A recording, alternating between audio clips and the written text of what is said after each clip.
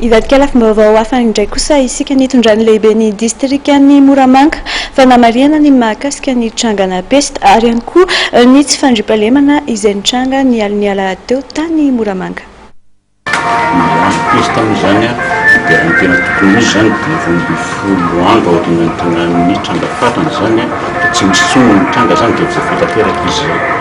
ary sorobetsaka moa zany ambadivohana mampitapita amin'ny fanomezana fanafody tao ihany koa ny orinasa fanalan'andro sy ireo makafanana hafa. Efa fantako hoe mahatonga an'ilay izy zany ny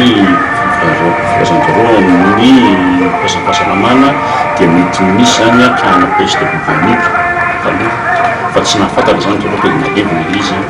dia iny mety nitarika ny peste bubonique teo zany. Fa izy io zany da ny tena izy somary lasa aloha kely ny fitrangana fa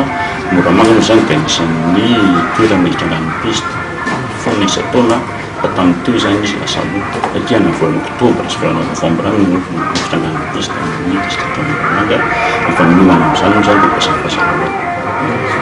Ny toanainy zany amin'izao dia ny fanetanana ny olona amin'ny fomba fitrangan'ny peste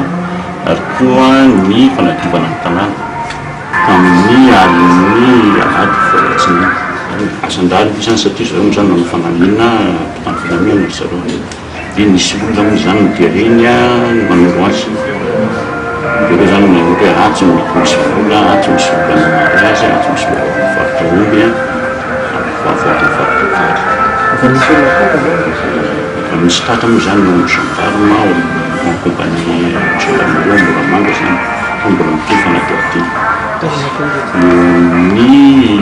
zany hoe rano olona zany matetika ampiavana daholo fa trano enina lehibe zany no tena may firavana amin'ny havan'olo olona ray zany zao no ahiny